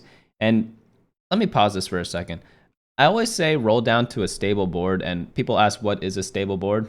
This right here is not a stable board because we have 1, 2, 3, 4, 5, 6 1-stars, and we just got smashed in the last game. We were losing a lot of parts of stage 3. So it's like you really need to get in like a couple of 2-stars or like a 1-star legendary. At this point in the game, like having 1-star 2 costs and like 3 costs, it's not going to be enough for you to last all of stage 4. Ideally, you roll it all down at stage 4-1, but this just happens to be one of the time we need to do it at stage 4-2, and we still don't finish our roll down. So we're going to have to keep rolling after this. Because again, look at our team, extremely weak. We already lost 9 health for free. We probably are going to lose even more here. So it's like, I could have saved myself maybe like 20 life if I played properly, but unfortunately, I just didn't because I can't right-click fast enough or left-click fast enough. We actually won this round, but maybe this guy's really weak too because he's 50 gold level 7, so he didn't roll at all, so he's greeting to level 8. So it's kind of lucky that I got this matchup, actually. I kind of got rewarded for making a bad play. That's like the 3rd time I got rewarded for making a bad play here. I missed 2 level ups, but it was against people I would lose against anyways. And then I faced that guy who just didn't roll at all in stage 4, which is kind of crazy. He's being a little greedy, maybe. So we get the Aurelia upgrade. We take out the Aatrox for that. We need to keep Jackson for Duelist, so I should be dropping him back in because Duelist Spatula on Kayle, obviously really, really good. It's a little awkward. Right now we're at 3 Divine, 3 Mystic, so I feel like not rolling is just a huge mistake here. So I think that's the 4th mistake I've made this game. Even though it's like a little late because I'm rolling on level 7 at 4-3, just because I have all 1-stars, it's like chances are I'm going to hit something that's going to be an upgrade to my team. I have a pair of Aatroxes, Yumis, and the Kindred. So it's kind of like a no-brainer to roll down because I have 3 pairs and I have a bunch of level 1s on my board still. So on this carousel, Yone is going to be extremely good because I need him for Adepts. I could go for a Kayle item, so I could go for a bow or a rod. Lots of different options here, to be honest. But let's see what's left after everything's said and done. So everything's gone except for the bow, so this is a no-brainer bow because we want to build RFC on Kayle. After you build the Rage Blade or a Duelist Spatula, RFC is going to be the best item on her. So new shop, we get the Kindred, we get the Sejuani. That's huge because that's 2 things we needed. Do I roll here or am I a greedy dum-dum again? I'm a greedy dum-dum because I'm not moving it or not rolling down right now. This one's really tough to say. I do want to make it to 8, but like 3 Divine, 3 Mystic for 3 turns is really rough. So I don't know what I'm waiting for. Like I should just like sell Janna because she was a temporary chosen and just roll it down. But I really don't know what I'm doing here. A Shen here would give me like 4 divine or 4 mystic and a depth. So I should be trying to look for something like that. Let's see how we do in these fights. Like I don't know how we're winning these. Man, this. Oh no, we lost this one. So okay, I don't know how we're. Wait, are we losing this one? I can't tell. Let's just wait to see what happens. Maybe Kindred can carry because Nico's pretty powerful. Actually, Janna's kind of shielding all her damage. This Nico's actually doing nothing. Wow. I cannot believe we're actually winning these. Oh, this guy's in first place, so he's 92 health. So I guess he's kind of greeting his econ in order to get a better late game. But our board is super weak. Like, I made mistakes here. Even though we won 3 matches in a row, like, I'm like 99% sure I should have rolled down to like 10 gold on 4-1. I just couldn't do it in time. So obviously at this point in the stage, like I should just wait till after the neutral rounds because we are high health now. It's just like more from luck rather than like skill at the game, so to speak. But we do get smashed here, and rightfully so. This guy's at 0 gold, but he's got no life, so he should be strong at this point in the game. All right, new shop. We naturaled Sejuani, so obviously I'm going to take that. Same with the Jax. We get another Xayah here, which is going to be nice for later. I sold the Xayah from before because I don't have room for her quite yet, but maybe after we level up, we will. So for items, we get a chain vest, we get some gold, a tier, and another bow. So we get the RFC. Really, really lucky there. If you don't get like perfect items here, you have the magnetic remover. So I wasn't afraid of slamming the bow on the Kayle just because I had that. So if you guys were curious of like, oh, why did you like slam the bow on Kayle just in case you can't complete the items? It's like I had the remover the whole time, so I wasn't too afraid to put everything on her just to get the immediate power spikes. Enlightened Morgana is pretty interesting, but we get a Lee Sin and a Shen here, which is absolutely disgusting huge. I should be putting the Lee Sin in, but I'm too slow to react because there's too much going on. So items here. Obviously RFC, and then it's either Frozen Heart or Bramble Vest. Bramble Vest is probably better. Just because Frozen Heart, it's good on units that jump around a lot, and I don't have any of those right now. I think Shen's the only one that does it. But Bramble kind of does the same thing. They're both anti-attack damage.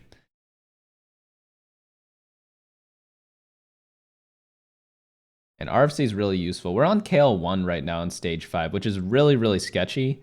You definitely need like a Kayle 2 at this point in most games. But like these GM lobbies are like low master, high master, low GM lobbies. They're pretty weak in my opinion.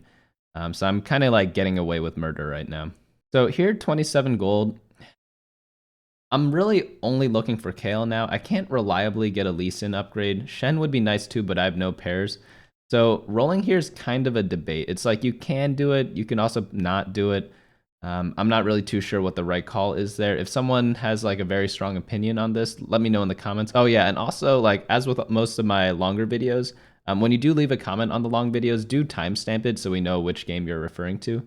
Because I see some games or some comments, they're like, oh, why did you move your Kayle there? But we're playing Kayle in all these games. So I can't tell which game you're referring to. So when you do leave a comment, do try to timestamp it if available. But this level 1 Kayle is not looking so bad. I know that we hit a bunch of other upgrades, but he's kind of the primary carry with 3 items, and we're building the entire team around her. So it is a little suspect that we're winning these rounds with the level 1 Kayle without a chosen at all.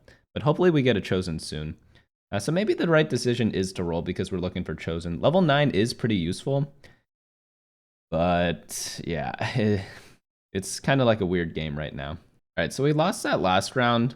Right now, we're just looking for either a Kayle here to increase our chances of getting her 2-star. We could use another support item on Yuumi. We could use a utility item like Shroud of Stillness.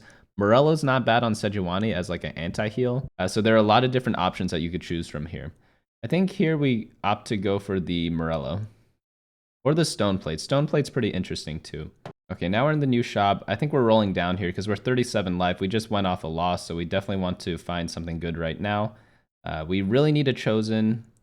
We need Kayle too, so we find one there. Can we find the second one? And we find both chosen and the Kayle, so that is huge.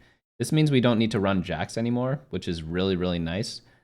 Because we'll have Lee Sin as a duelist, and then like Jax, he's okay, but he's not that great. But we could run Shen instead, which gives us both Mystic and Adept, so that's a huge, huge upgrade there.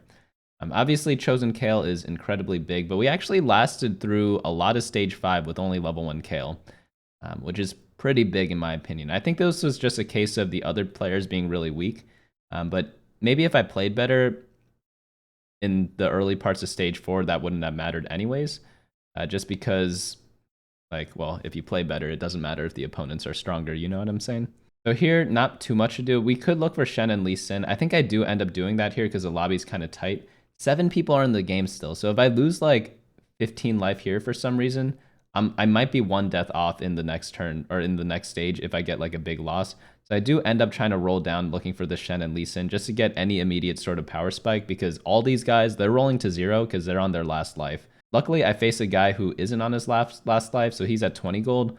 So he isn't at like his peak power, whereas if I face the 15 health guy or the 24 health guy, they might have much stronger boards from rolling down. Ooh, that was a close kill on the Shyvana, Jesus. And Kayle is so strong, look at that stuff. Oh my god. Like, it's all about having a Rage Blade or a Duelist Spatula, and then she just completely carries in the later parts of the fight.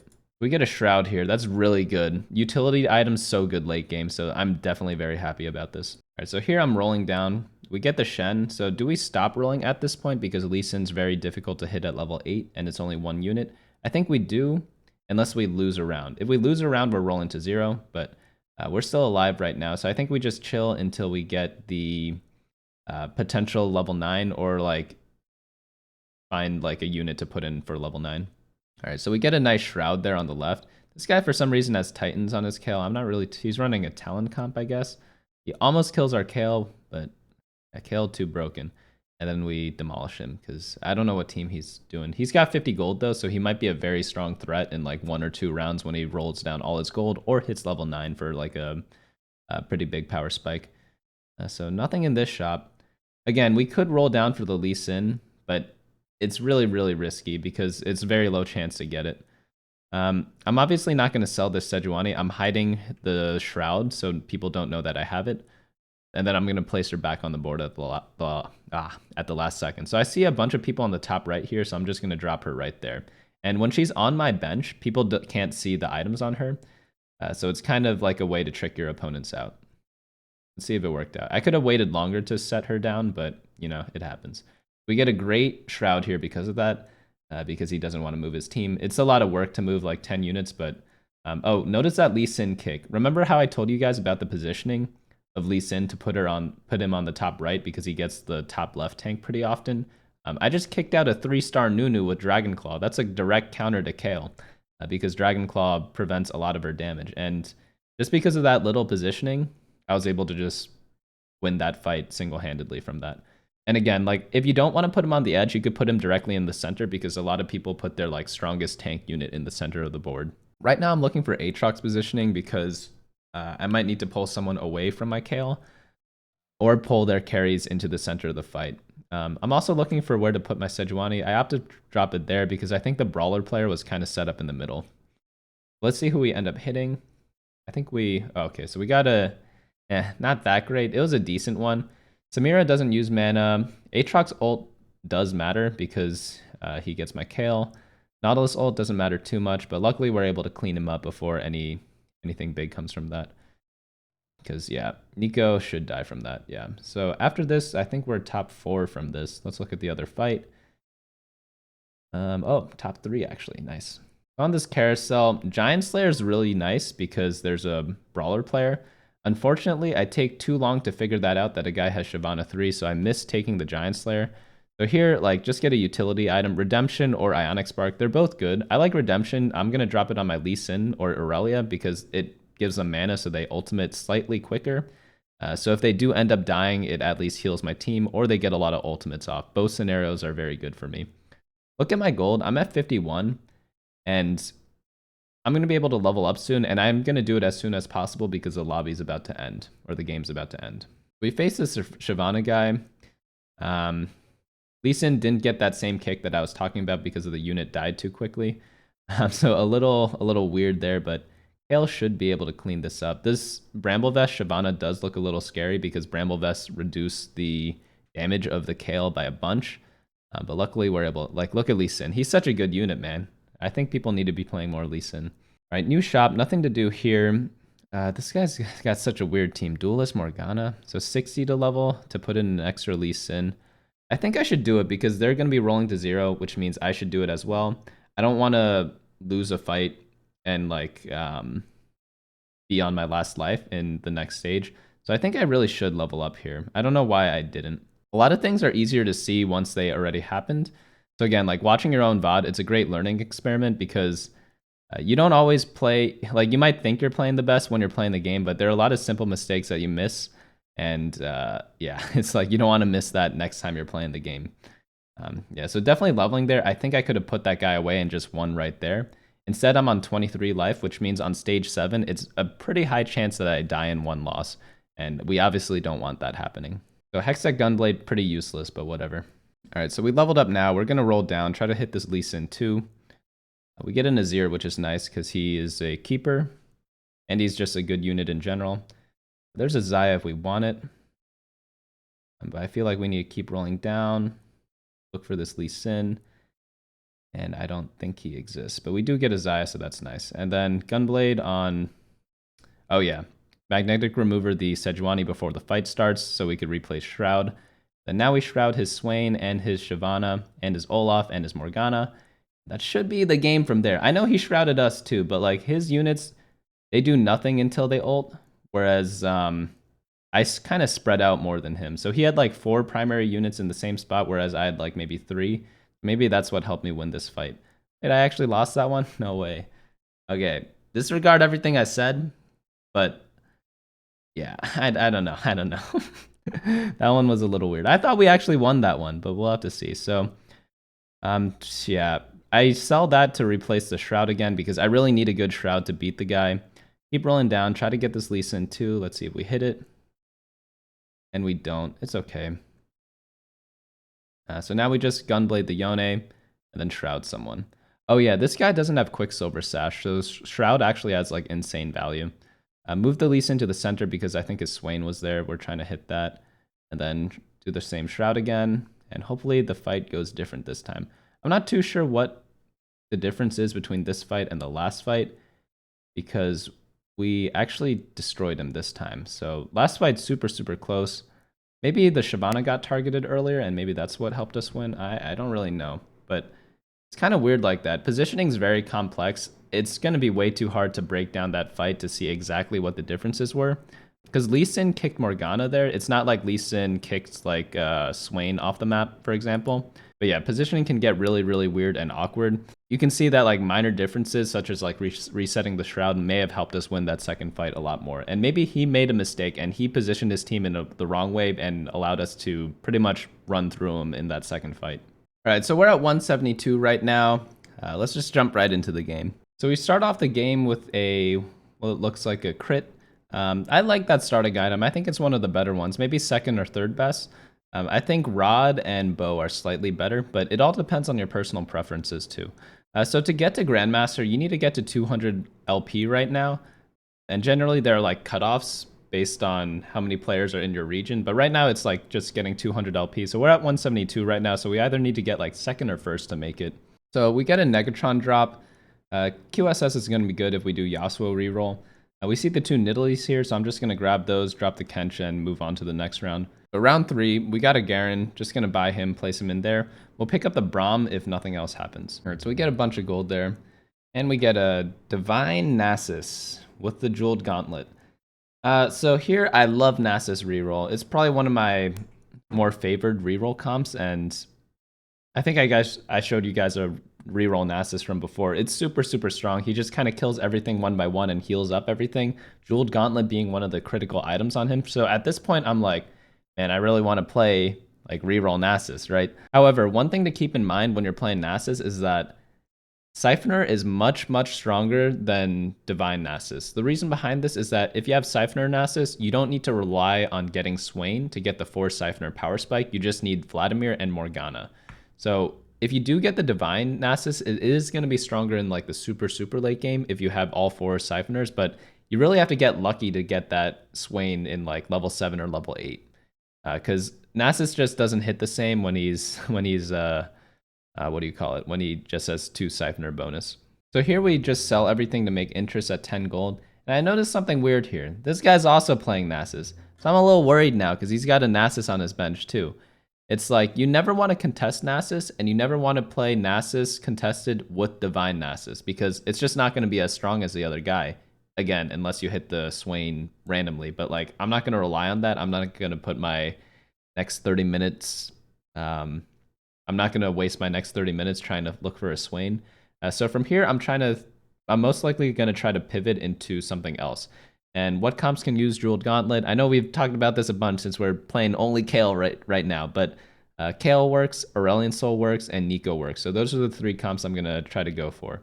One other thing to note, if you get like insane items for a different composition, but you have the Jeweled Gauntlet, you could always throw the JG on like Yone or Set in a random legendary in one of those other comps in the late game. Just one thing to keep in mind. All right, so we won that last round. We're at 100 health right now. What do we want here? If we are indeed going Nasus, we'd want like the Titan's Resolve, so we'd get the Chain Vest. A tier also works for Chalice of Power. Both are really good. At this point, since I'm not going for the Nasus anymore, I'm going to pick up the tier, build a Chalice, and keep trying to keep my win streak. Notice how I said in the other games where I made a mistake, where I built an item when I was on a lose streak. Now I'm on a win streak, so I definitely want to build the item here. So another thing to keep the win streak that you need to do is also level up. So I'm going to go ahead and do that. I could put in literally anything because like the synergies, they don't really matter on our board. We're just trying to make Nasus live as long as possible and hopefully kill everything. So I'm going to drop a Rakan there. Maybe Braum is better than Rakan. Rakan's more CC, Braum's more tankiness. They're both good. But of course, I'm going to put the Chalice on the Vladimir that's right next to the Nasus. However, I see this guy and he's just so weak. He's running like he's running like 3 Yasuos, no items. So I'm like, I don't need to build this to beat him. So if I get 2 rounds in a row where I don't have to build the item, it's like a way to greed a better late game without really being greedy because I know I'm going to beat him with my board. So we sell, buy. I don't know why we sold the other stuff, but all this stuff is useless in the shop. The next shop, we get level 2 Vladimir, which is insane strong. So I'm going to go ahead, drop him, buy the new Vladimir without the item on him, pick up like a random Divine unit and play for Divine. And yeah, I think Nasus is better than everything else because he gets both Siphoner and Divine, and Divine is super, super tanky. Again, I'm going to wait till the round starts before slamming the Chalice, just because I don't know if I need to in order to beat the guy. You do have to be a little quick. So this guy is a little weak, right? We might need it to beat him, but with Vlad 2, he only has like 2 2-stars and ours are stronger, so I don't really think we need that to beat him. But let's hope I'm not wrong because maybe it's a little close because Galio does some crazy stuff, but no, we're able to clean this one up pretty handedly. So that's huge because we get to greed the item, we get to make perfect items potentially for like some different comp, or we get to stay like a little more flexible. All right, nothing in the shop here, so I'm going to skip this. We end up getting a crit and a Shyvana and more gold. So not too much. We got 6 gold and 1 item. We could build a Hand of Justice. It's pretty good on Nasus. I think I make a mistake and I don't build it on Nasus. I feel like I should have just done that, but I think I do hold off on building it in this situation. Or in this game, I did hold off on building it, but I think if I'm looking back, I should have slammed the Hand of Justice right away. We get into this match. He's really weak, so we're just going to steamroll through this guy. Level up at stage 3-2 to level 6. Throw a random unit in. Some people like to roll here, but since I'm already pretty strong, I think I could just keep the high econ, and I don't want to go like all in on my streak. But again, in order to do that, I probably should build either Chalice or Hand of Justice, because they're just both very, very good items right now for my team. Another thing to note is that if you build a Jeweled Gauntlet, you're most likely going some sort of ability power composition, so Chalice of Harmony is going to be obviously really good. I do end up building the Chalice, nothing much in the shop here, so I'll skip ahead. I slightly improved my board by adding in Vanguard, but it really doesn't make that much of a difference. So we lost the last round. We have to think of Carousel. We have a critical strike or a crit glove. Hand of Justice is probably the best item at this point, so I'm going to grab a tier if I can. It looks like that guy's going for Talon. Is he? He does not, so we get a... Ooh, that was close. I think we got that one. Nice. So we get a 4-cost tier instead of a 2-cost tier, which is pretty big. That's why you shouldn't be asleep at the wheel at Carousel. Always plan out your carousels during the fight before that. Also, I level up to level 7 because I stay above 30 gold. I potentially can even get to 40 gold here if I sell my whole bench, but I have to think of the best unit to put in right now. It might be the Fiora. Not really too sure. I opt to put in the Nasus, but I think Fiora might be the best actually here. So for items, Handed Justice, again, I really think I should be building this on Nasus. Like, I'm going to be building Handed Justice anyway, so it just makes sense to do it. This guy's got a Morella Morgana at stage 3-5 for Siphoner. This is why having the Siphoner chosen is so strong, because you could get stuff like this, where you get the huge power spike in stage 3 instead of like stage 5, essentially. Because when you have Divine Chosen Nasus, you really run the risk of not finding Swain till stage 5, if that. Okay, so here we can pick up the Janna. We need to look for a way to pivot, so we're either doing Vanguard Mystic, or we're doing Kayle, things like that. I don't think we could go Aurelion Soul because we don't have any of the Elder Woods right now. Like, we actually have like 0 of them, so it just doesn't make any sense to go for that. We have no mages either. Like, there's a Vagar in shop, but I'm not going to lose an interest over it. We also don't have Spatula, and the comp is a lot weaker without Spatula. Looking at this fight here, this guy's got Pyke 2, Lulu 2, but Nasus, yeah, against anyone with low damage, he's just going to outscale during the fight. Like, if he had Darius 2, maybe he could burst some people down, but Nasus, he kind of solo carries stages 2 and 3 a lot of times. We lost to like some pretty strong teams, to be honest. So we're still level 7. I think at this point we can try to look for a fast 8. We're 72 life right now. Remember how I say like sometimes I'm like, oh my god, we're at like 58 life or something like that. That is not the case this game. So we could arguably go for like a fast 8. This guy got really lucky. He got 3-star Nasus as well. 50 gold. Holy cow. Why can't I be him? But not everyone can play reroll every single game, and this game we have to pivot. We get a rod, chain vest, bow. So just from that bow, you guys already know what I'm going or what I'm thinking of. It's like probably a Kayle game. Handed Justice also really good. There's like so much. You could do double spell crit if you want to do some sort of spellcaster comp. A lot of different options here, but I think the Handed Justice is a for sure slam, and then hold off on the other two right now. Reason why I don't want to build Rageblade yet is because I don't have the Kayle yet. There's no guarantee that I'm going to get it. So that's why I'm hesitant on that so far. But the Handed Justice, it's going to go on whoever I use as my carry. So whenever you get like a Handed Justice, don't be afraid to build it like how I was earlier here. So my man's got Yasuo 3, level 6, for 1, 2 great items. Do I lose to this guy? Yeah, I'd for sure lose to him. That guy's way too strong. Holy cow. Yasuo, go easy on me. Wait a minute. Oh my. We almost beat him, honestly. That was super close. If he had maybe like damage on his Yasuo, maybe we could have killed him. I'm not too sure. All right, so we got a new shop. We got a set, which is pretty nice with these items. So we could potentially just replace this Nasus, throw all the items on set, and then like wait till there. That might have been the right play here, because set's gonna kill a lot of stuff with Jeweled Gauntlet with like Chalice of Power. So yeah, I definitely should have sold the Nasus here. We ended up winning the last round.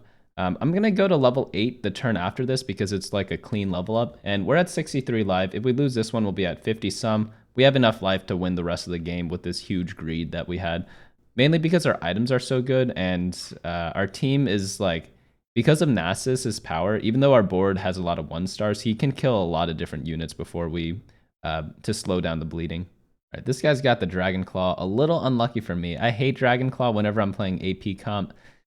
Kind of the direct counter, but you know, it is what it is. This guy's pretty high health too. He's level 8 already. Holy cow. Level 8, 20 gold. How does he afford that? I guess we have the same amount of gold, but like, dang. He must have not rolled at all. But he's able to kill us. Like, Dragon Soul, too deadly for us. So onto the carousel. Let's see what we can get here. There is a Kayle with a sword. So since I have perfect Kayle items, I could just go ahead and grab that, build a GA on her. So if it is available, I'm going to take it. And it is. If I didn't get that, I could maybe go set and go like full AP set. I could go Spell Crit, Jeweled Gauntlet, Jeweled Gauntlet, Rabadon's, and Handed Justice on him with like 2 sets, so I just need 1 more. There's like a pretty high chance you could hit it at stage 5-1.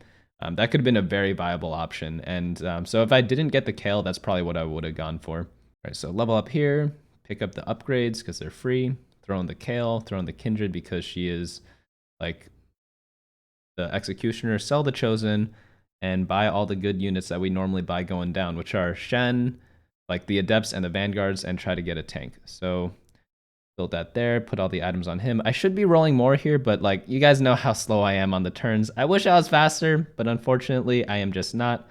Spell crit on the Kale because Hand of Justice can go on the Xayah later, so I'll just save that for her. So sell the Vlad. I could probably sell the Wukong and the Nasus, but they don't really make me interest. I'll keep the Jax just in case like I randomly want to do 4 Divine. But I think it is safe to sell them. I do want to keep Aatrox though, but no matter what, I'm not making interest no matter what I sell.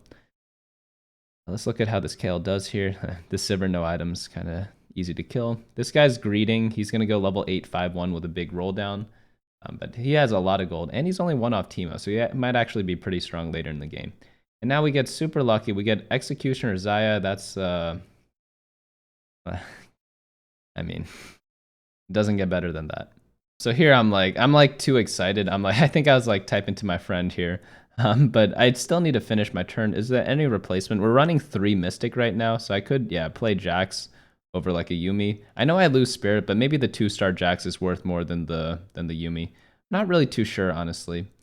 It's awkward because I'm playing the Set, and even though Set's a great unit, he just doesn't provide any synergies for me. So unless he has like 2-star 3 items, probably not going to be worth it for me to run unless it's like a random level 9 upgrade. But even though we get the 4 Executioner, which is what I think the most powerful version of this comp, we're not scot-free yet because we still have Kayle 1. We don't have Kayle pair on our bench. What we do have, however, is like a decent amount of gold in order to roll down on 5/1, and it's like a pretty high chance that we'll hit Kayle 2 there. So there's the Sejuani that we need. I almost always play Sejuani whenever I do this stuff. Replace the Jax there, sell everything on my bench except for the ones on the right, and just go from there. So here I go into like the normal position that I was talking about. I could throw the Hodge on the Xayah, but I'm going to hold off just in case I get some really random item combination that doesn't work with that. I get a Nico, which is amazing because I'm really only looking for 1 unit. So right now the goal is just to roll down, get 2-star Sejuani, 2-star Aatrox, 2-star, what's her name? Kayle, and yeah, just end the game from there. Oh yeah, one interesting thing here. I'm being super greedy because I feel like I'm pretty strong at this point, so I opt to run the Ornn over the Aatrox, which is generally a better unit. So Yone is going to be good with the Hand of Justice. There's the Lee Sin. I should be playing the Lee Sin, but I make the mistake of not playing him this game, from what I remember. I also probably should have put the Hand of Justice on the Yone because I might sell him to put in Sejuani. Because I think at this point in the game, Sejuani is better because I really value her CC a lot in this meta. Because a lot of people clump up together and she's just really good into those teams. Ooh, that's set. No damage. Okay, so sell Asol, sell Zillion, sell Azir maybe. I don't think I'm playing these guys until I hit level 9. I think I should sell Lee Sin and Azir and then go level 9. And just like hit them later. I end up selling the Aatrox. I guess that's fine because I'm running Ornn for a bit. So in this shop, nothing much to do here, so we'll just skip. We win this next fight pretty handedly. This guy's 1-off Shyvana 3-star, so it's kind of lucky that we face him now before he power spikes. I'm a little disappointed that we had to Nico the Kayle, but if we Nico the Kayle, we pretty much guarantee a top 2. So I didn't really mind doing that, but I would have preferred getting like Sejuani 2 and then getting the Kayle from the Nico after that. The reason why I Nico though is because I ran out of time and I didn't roll down fast enough. So if you are faster on the roll downs, like you guys notice a pattern already, like all 4 of these games, I'm super slow on the roll down. So if you just practice playing every day, you'll be able to do these roll downs with your eyes closed and do it super quickly. However, since like I don't really play that much, I play maybe like a couple days a week, I'm not always on top of my mechanics in that aspect. But this game definitely does reward the player who plays the most, just because there's so many different openers and there are a lot of different variations in this game, despite what a lot of people say. The reason why a lot of pro players, they say the game's very repetitive is because they play like 10 to 20 games a day. So you multiply that out by like 7, that's like 50 to 100 games per week. Like, of course, the game's going to get repetitive after that point, but no one really plays that much. So even though in pro play, they might complain that the game's super repetitive, in reality, for the most players, even me, a content creator for TFT, the game doesn't really get that stale for me because I play maybe like 10, 20 games a week instead. It really depends on the patch. This patch I'm trying to push to get higher ranks, so I am going to be playing a lot more often. Maybe I'll play like 5 games a day for this next 2 weeks. And then after that, I'm going to be doing my unranked to diamond on a new server just to try to get like, just because there's a lot more learning opportunities there for some of the newer players. So I'll be doing that after I finish my climb on this patch 11.3, and then 11.4 I'll be doing the like climb, and I'll show you guys all the games there. So if you guys are in like not masters and up, because this video is like how to get to grandmaster, for everyone trying to get to diamond, that video will be released like very shortly. Obviously I'm going to be playing very similarly. I'm going to be always trying to play best board, but you'll see that there are a lot more things you could get away with at lower elo, and it'll be very, very evident. So on that carousel, blue buff Yone, you guys know how much I love that already. I think it's the best item on him because he just ults, and that's exactly what I want him to do because he deals like so much damage. Like even at 1-star, he can carry games, which is absolutely nuts. So this guy's sharpshooter. He's got team of 3. Very interesting. Got Samira too. That's really scary, but she doesn't have Deathblade, so maybe I have a chance. Ooh, Guardian Angel is actually like a super good tech against Samira, because after she does her ult, Kayle can respawn and then kill her. Whereas normally Kales have like Quicksilver Sash or RFC, and they just die right away after the first Samira. So I guess like if you see a lot of potential Samira players, it might be worth it to build like a Guardian Angel. So we get a Death's Defiance from Ornn. This is a pretty good item. It's good on either probably Xayah or the Yone. Probably better on Yone. I think I end up putting it on the Xayah here. I realize it's actually not that great on Xayah because when she jumps, does she still take damage? I'm not really too sure. Maybe she doesn't, but Yone is obviously going to be really good anyways because he gets his full rotation off. But maybe with the Hand of Justice, she could heal back up after taking damage. I'm not really too sure how it works during her ult. Maybe we could see, like, if we look super, super closely. It's kind of hard to tell. Okay, so when she jumps, okay, she does... I can't tell. If someone knows the answer to this, if Death's Defiance works on Xayah, let me know in the comments, because I am clueless to it. So we get the Azir. I'm greeting one more... what's this guy called? I'm greeting one more Ornn item because, like, no one's touching me on a 7-game win streak, despite running him. So I'm going to get one more item, then sell him. Because we're gonna get one neutral round, which is like a free turn for Ornn. So after this round, I need to do 2 more rounds. I lose 2 games. I'm at like either 10 to 30 health. That should be plenty of enough health for me to just end the game with like Azir 2, Lee Sin 2, Yone 2, or Sejuani 2 in place of the Ornn instead. So these items, they're actually pretty good for me. They're all support items, but like I'm chilling with that because I already got all the items I want for my carries. I could use more Yone items, but he's only level 1, so it's not like that necessary to get him like perfect items. I'm still missing the Yone items, but it's not that important because he's only level 1. But if he was level 2, I would have preferred Yone items. I do level up here because Azir's a pretty decent power spike. I just need to swap him in the Yuumi similar to all the other games. So again, like lots of repeat mistakes from before, but I probably ran out of time this turn to figure that out.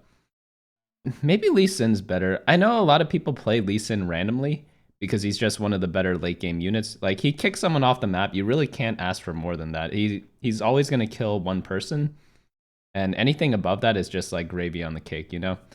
Let's see if Kayle can kill the Olaf. He can. Yeah, we're just smashing them right now. So that Ornn item is going to be free. We got 2 free Ornn items with no synergies. Like, we just played a random Ornn without even Vanguard. Completely nuts. I feel like we're pretty strong before the Azir 2. Obviously, the Azir 2 makes it, like, even better. But I feel like everyone's just really weak. I don't know. Like, the games I played, this was yesterday, it just felt like other people's boards during stage 4 and 5 were just like super weak compared to what they normally are. Yeah, I forgot to, I tried to swap the Azir at the end. I realized like a second too late, so unlucky there. But let's see how the Samira does against the Kayle again.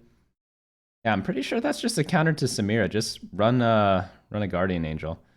Or I guess I just killed her before that, so it didn't even matter this game. Okay, nice. So we cleaned him up there. So what I should do against this guy is position same side as him. That way Kale doesn't have to walk across the entire map to hit his backline. So if Kale was over here instead, where like my mouse is right now, she would just walk one step and kill his entire team. Instead, she has to walk all the way across the map. It potentially wastes time for my team, and it might cost me a round if I was weaker. Mana Zane. All right, very good item. On Lee Sin, it's absolutely nuts. I make a mistake. I put this on Yone. He already has a blue buff. I thought the mana would like stack really even faster than it normally does, but I forgot that blue buff already gives him max mana. So Mana Zane's kind of useless. It's a small mistake, but like, you know, it happens. Like if I put it on Azir, it would have been better. If I put it on Lee Sin, even better. Or just like play a Sejuani, put it on her. Like anyone except for Yone, because he already has a blue buff, would be better. Like even Aurelia would be really good because her casts are insane. She could just disarm, then disarm again. So this carousel, Zephyr is going to be really good. Zeke's Herald really good. Redemption's pretty good too, but I think those are the two that get taken. So it's a redemption time for me. All right, so here we're 50 gold, level 9. We might as well just roll because, like, I mean, I guess we don't have to roll, but we're still running this random Ornn here. Like, am I really gonna greed another Ornn? I guess if I lose 2 rounds, go to this neutral round, I'd get a new one by stage 7-1. Yeah, I guess it's fine to keep the Ornn in if I'm like not dying to them, right? It's a little greedy. I don't think I should be playing this Ornn. I don't know why I haven't swapped him out yet for either Sejuani or Lee Sin. Probably Lee Sin's a better one to put in here. Or screw it. Even like an extra Yone would be nice for the like armor penetration and magic penetration. All right, so we win that one there. This guy gets knocked out by the other guy. And then on this turn, we get the Yone 2. I was considering selling him because I realized the Mana Zane doesn't work with the blue buff, but I was like, you know what? I'm already beating everyone. If I just play this Yone 2, it's just going to be GG. And then after this turn over here, I could just roll it down to 0, get Kayle 3 most likely, and just end the game there. I do a quick reposition. I just put Yone up front just because he's going to be jumping around everywhere. I don't think him getting targeted is that much of an issue. Again, always put Ornn on like the corners. Azir's good on corners too because they reach more units that way. This guy's got a very interesting Yone. RFC, Gunblade hat. I've never seen that before. But let's see if we need this third Ornn item. I don't think we do. I think we just win this one. And not too much else to say there. Wait, does he win? He might actually win this one. Yeah, he wins this one. All right, so I guess we do need the third Ornn item. So maybe it was good that we greeted it. I can't really tell because maybe we could have just killed him here if we played a better team. New shop, nothing much here. We get a Last Whisper. We'll just throw that on Xayah. It doesn't do much. It's nothing great. If I begin the roll down, I don't hit anything there, unfortunately. But we get some stuff here. Maybe we get a Nico. Nope. It's okay. So now we just roll down to 0, try to find as much as possible, get all the golden units. And yeah, hopefully we get some of the good ones. Nothing here, nothing here. I do get the Lee Sin. I need to play that. I saw the Ornn, drop in Lee Sin. Yeah, Frozen Heart, decent on Lee Sin because he's going to be jumping around. Last Whisper on the Xayah. If I was able to get a new Yone, I would. And then I just sell him, put the Mana Zane on Lee Sin. That's really, really powerful. I'm still going to roll. I'm looking for like Kayle 3. But I'm not seeing any of her, so that's just not happening this game. Luckily, I have one more turn if necessary, maybe 2 more turns because I'm at 40 life. We do get a great Zephyr there, or hook there to get the Zillion. I don't know why he didn't Zephyr my Kayle. Let me go back a little bit. So at the start of the fight here, he puts a Zephyr. Oh, he's late on the Zephyr on the Zillion. Oh, no. That's why we won. Okay. That's kind of strange, yeah, because I'm assuming we destroy him here if we don't get Zephyred. Yeah, it's like a 5v1 or 5v3. Wait, no, Nasus is cleaning up. Who wins this? No, Yone wins this. Oh, man. Oh, I remember this. I was getting a little worried at this point, but we do have 50 gold, but we still need a hit if we use it, you know? We're rolling down here. Do we get anything good? We get the Sejuani, which is nice. Who do we play that instead of? Oh, we're still missing Yuumi also. Like, there we get Kayle. More Kales. Do we get the Kayle 3? Do we get the Kayle 3? Or one off Kayle. I only have 7 seconds. I'm rolling so slowly. Oh no. And then I don't do any positioning. So this is something you need to avoid. I'm literally doing everything except for positioning. So then he missed my Kayle. He still got Lee Sin, which is a great target, but he missed my Kayle. Man, I literally just played the same round, no positioning, no upgrades to my board. That was the biggest waste of a turn I've ever seen. All right, don't do that in your games. You gotta like just roll faster. That's the moral of the story here, because I rolled so slowly in all these games, and we could have done like so much better in all of them. Like I don't know what a better word than so much better than, but we could have done so much better in all these games if we just rolled down like a little faster. Not a little, a lot faster. But I need to play this game more so I could roll faster. And yeah, so we got up to 219 LP. You just need 200 to hit Grandmaster, so you just wait till the next day, and then you get it. For Challenger, you need to get up to 500 LP, so if I get there, I have to wait a day to get the title or whatever. But yeah, that's how to get to Grandmaster using primarily Kayle. Again, like my Kale stats are pretty insane, 40% win rate almost. And that's just because whenever I go Kayle, I get like really good starts for Kayle, and I don't really go for the comp otherwise. And she's great because she uses a lot of different items. Like apart from Rage Blade, anything goes on her. Like we had Guardian Angel, we had Quicksilver Sash, we had Duelist Spatula, we had like Hand of Justice on her. In some of these games, like all of these games, we had different items on Kayle. So that's one thing that's really good about her. You just really need one bow. You don't need RFC every game. A lot of people, they don't like playing Kayle unless they have RFC, but like we saw here, you don't really need that just because she's strong enough without it. But yeah, thanks so much for watching this, guys. If you guys went through all 4 games, like congrats to you. Hopefully you could abuse Kayle during this patch and maybe get to Grandmaster yourself. I'm going to be trying to push to Challenger. Maybe I can hit it, maybe I don't. This is like the first week that I'm playing like every day in a while. Because normally I don't play every day. I play like on the weekends or like one day during the weekday.